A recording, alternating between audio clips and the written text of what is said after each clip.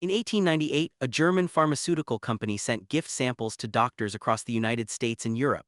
The package was elegant, the branding was sophisticated, the name on the label was designed to sound powerful, modern, and safe. The company was Bayer, the drug inside the package was heroin, and the marketing material described it as a non-addictive substitute for morphine, suitable for children's coughs. That is not a misprint. Bayer, the same company that makes the aspirin in your medicine cabinet right now, introduced heroin to the world as a cough suppressant for children and advertised it as less dangerous than the drug it was meant to replace. Within a decade, tens of thousands of people across the United States and Europe were addicted to it, dying from it, or destroying their lives because of it. Within 20 years, the international community was forced to convene emergency conferences to address a global public health catastrophe that had been created, almost entirely, by a product that was sold over the counter at the local pharmacy. But heroin is not even the most lethal invention in this story. It is not the one that killed 50,000 people before anyone stopped it. It is the opening act, the clearest example of a pattern that repeats across 3 centuries of technological history. A pattern in which an invention appears, is celebrated as a breakthrough, is distributed at scale, and kills an extraordinary number of human beings before the evidence of what it is actually doing becomes too enormous to ignore. The invention that killed 50,000 people is something you almost certainly own, something that is probably within 10 feet of you right now, something that was marketed for decades as a miracle of modern science, and the story of how it was finally stopped, and how close it came to never being stopped at all, is one of the most important and least told chapters in the history of human technological hubris. We need to go back to the beginning, not to the invention itself but to the world that made it possible. Because to understand how 50,000 people can die from something before anyone stops it, you first need to understand how badly people wanted the problem it claimed to solve.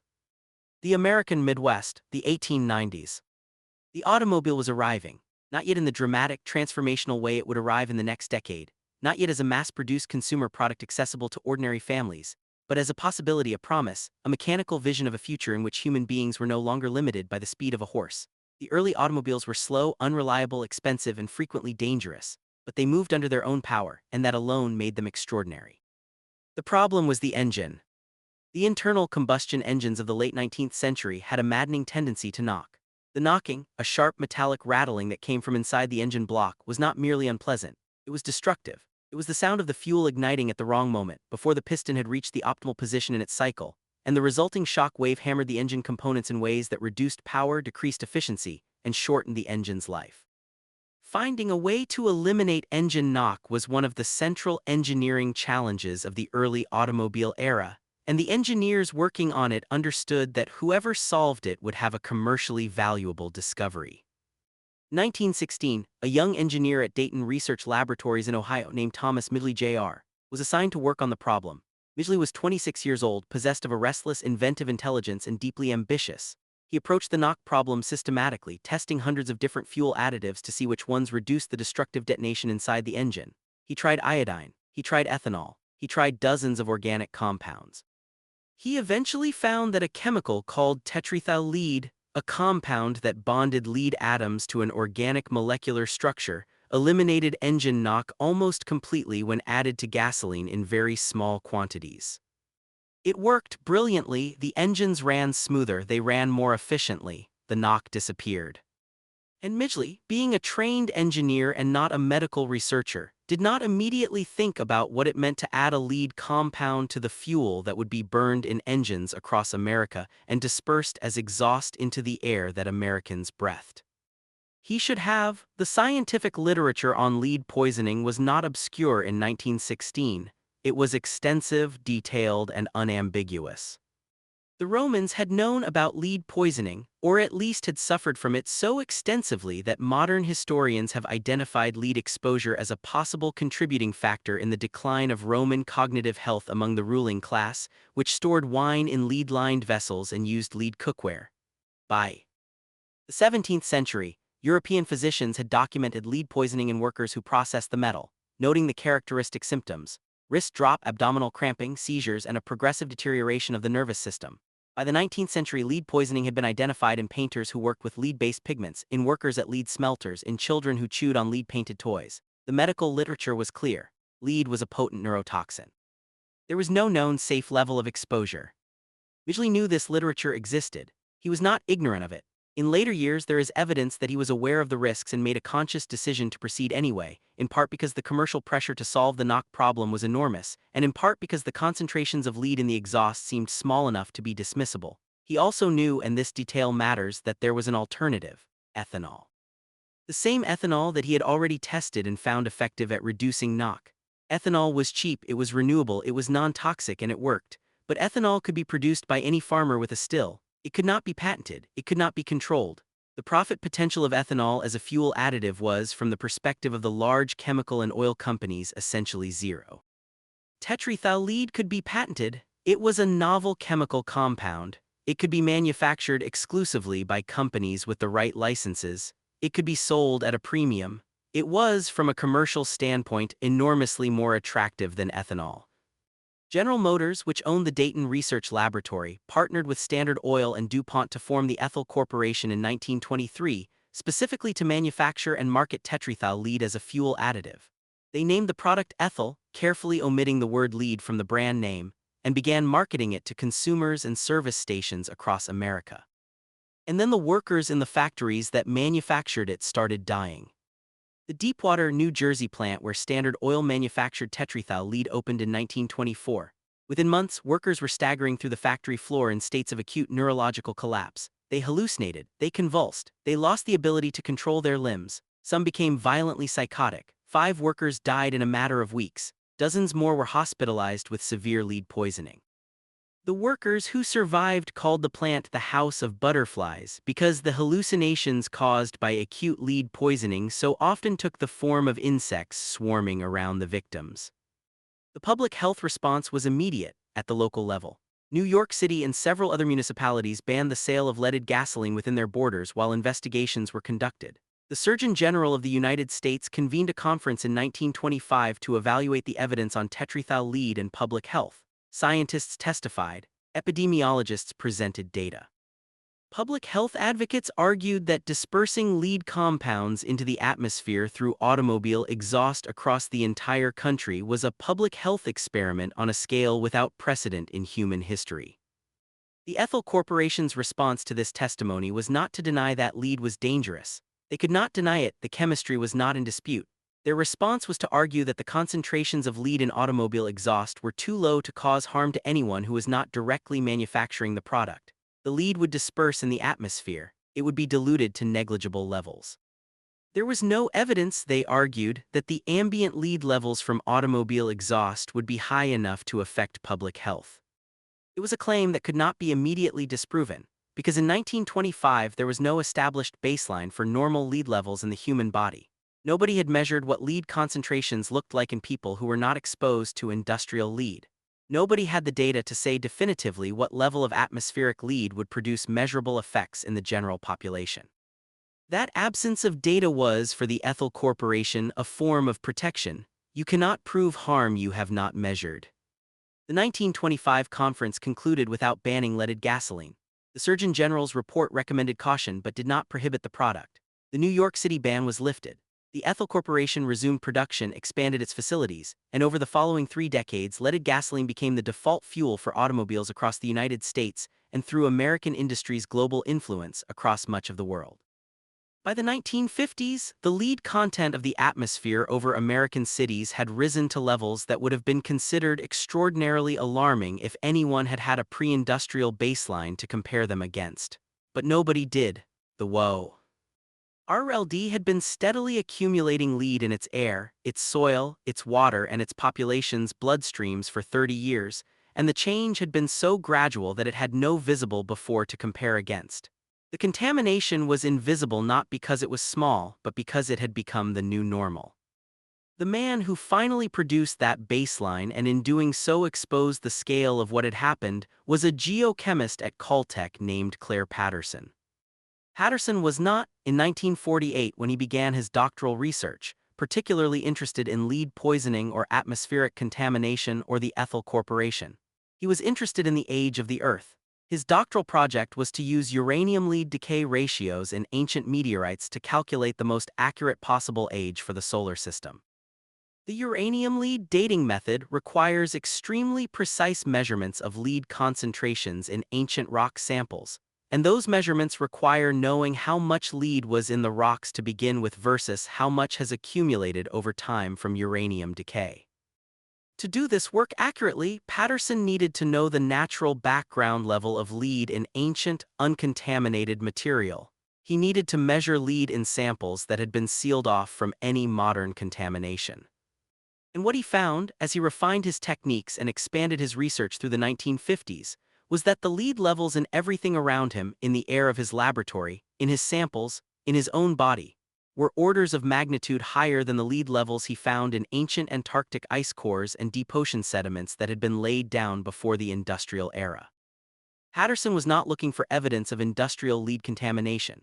He stumbled across it because it was contaminating his laboratory and interfering with his measurements. He had to build one of the first ultra-clean laboratory environments in scientific history simply to get readings that were not swamped by the ambient lead that modern industrial civilization had deposited into every surface of the planet. And when he compared those readings, the ancient baseline against the modern levels, the difference was not subtle. Lead levels in the mid-20th century atmosphere were roughly 1,000 times higher than they had been before the industrial use of lead began. 1,000 times.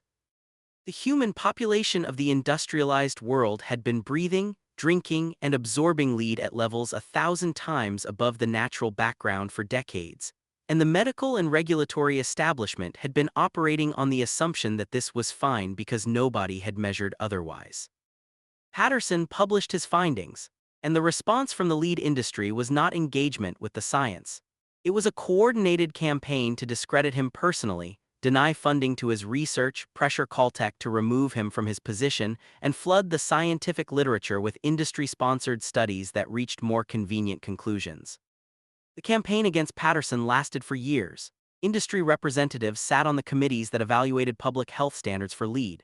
They funded research programs at universities. They cultivated relationships with the public health officials who set exposure limits. They created, systematically and deliberately, the scientific uncertainty that regulatory agencies needed to justify inaction. This is the machinery by which 50,000 people died.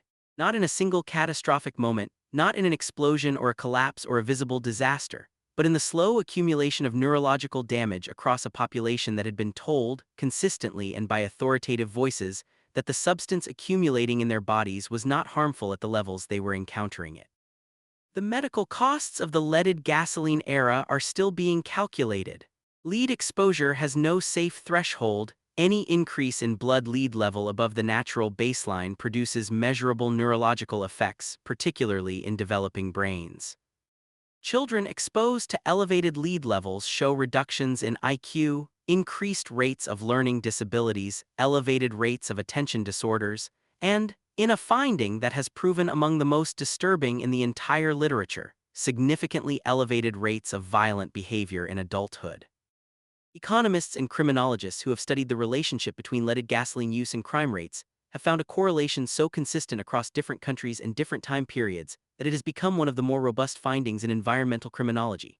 The rise and fall of violent crime in the United States in the second half of the 20th century tracks, with roughly a 20-year lag, the rise and fall of atmospheric lead from leaded gasoline. Children born in cities during the years of peak lead exposure grew into adults with measurably higher rates of impulsive violence. ASLE. A day gasoline was phased out and atmospheric lead levels fell, the next generation of children grew up with lower lead exposure, and lower rates of violent crime followed reliably 2 decades later. The deaths attributed directly to lead poisoning from leaded gasoline are estimated in the tens of thousands in the United States alone over the decades of its use. The broader neurological damage, the IQ points lost, the learning disabilities acquired, the violence perpetrated by people whose impulse control was compromised by neurotoxin they were exposed to as infants, represents a cost that is probably impossible to fully quantify. Thomas Midgley Jr., the engineer who invented tetrethyl lead, never faced legal consequences for his invention. He was celebrated during his lifetime as a brilliant innovator. He also invented the chlorofluorocarbons, the CFCs that would later be found to be destroying the ozone layer, making him, as the environmental historian J.R. McNeil has argued, possibly the single organism in Earth's history that has had the greatest impact on the atmosphere. The Ethyl Corporation continued to manufacture tetrethyl lead for American gasoline until it was finally phased out under the Clean Air Act amendments of the 1970s and 1980s. The phase-out was not completed in the United States until 1996, 72 years after the workers at the House of Butterflies first started dying on the factory floor. Algeria became the last country in the world to ban leaded gasoline in 2021. Almost a century, from the first deaths in 1924 to the global ban in 2021. Almost a century of a product that its own manufacturers knew from the first weeks of production was capable of killing the workers who made it. The story of leaded gasoline is not a story about ignorance. The science was not unclear. The medical literature on lead toxicity was not ambiguous. The deaths at the manufacturing plants were not subtle signals that required sophisticated interpretation. What stood between the evidence and the regulation, what allowed an invention that killed on contact to remain in use for nearly a century, was money, and the institutional power that money could purchase. The chemical companies funded research. The research produced doubt. The doubt justified inaction. The inaction allowed profits to continue. The profits funded more research. The cycle continued for decades across administrations, across changes in scientific consensus, across the accumulation of bodies. And here is what makes this story not just a chapter in history but a warning about the present. The strategic use of manufactured scientific uncertainty to delay regulation of a harmful product did not begin with tetrethyl lead and did not end with it. The same playbook: identify the scientific uncertainty, fund research that expands it, discredit researchers who produce inconvenient findings, cultivate relationships with regulators, flood the public discourse with complexity, was applied by the tobacco industry for 50 years of cigarette marketing, by chemical companies defending pesticides, by pharmaceutical companies managing the opioid crisis, and by fossil fuel companies responding to climate science. The playbook works. It has worked consistently across industries and decades because regulatory systems require a standard of proof that is almost impossible to meet when one side of the debate controls the research funding. By the time the standard of proof is met, by the time the evidence is too overwhelming to deny, the product has already been in use for years or decades, and the harm has already been done. Clair Patterson spent most of his career fighting the lead industry's campaign against him. He eventually won. The data was too clear, the correlation too consistent, the accumulation of evidence too large to suppress indefinitely. He testified before Congress. His work was incorporated into the regulatory framework that eventually produced the phase-out of leaded gasoline. He lived to see atmospheric lead levels in the United States begin to fall. But he also lived to calculate what the lead era had cost: the neurological damage to a generation of American children, the violence that followed from that damage, the IQ points subtracted from millions of developing brains by a compound that a 26-year-old engineer had added to gasoline in 1921 because it was more profitable than ethanol. Patterson died in 1995, 1 year before the United States completed its phase-out of leaded gasoline. He had spent nearly 50 years fighting an industry that had contaminated the entire planet for profit. The invention that killed 50,000 people was not a weapon. It was not designed to harm anyone. It was designed to make engines run more smoothly, and it succeeded at that entirely. The harm was a side effect that was identified early, suppressed deliberately, and allowed to accumulate across decades and NTS and generations before the machinery of regulation finally caught up with it. The House of Butterflies is gone now. The deepwater plant was decommissioned. The workers who died there are mostly forgot. The children whose brains were quietly damaged by the lead in the air they breathed grew up and grew old and are now elderly or dead themselves, and most of them never knew what had been done to them. But the lead is still there, in the soil, in the sediments at the bottom of rivers, in the bones of everyone who lived through the leaded gasoline era, measurable, permanent.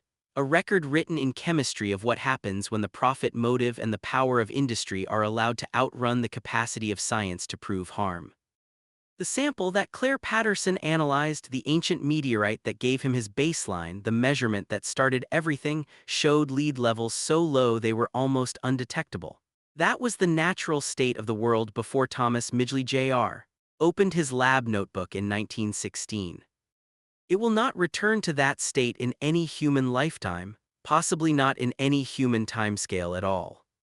That is the final accounting of the invention that killed 50,000 people before anyone stopped it.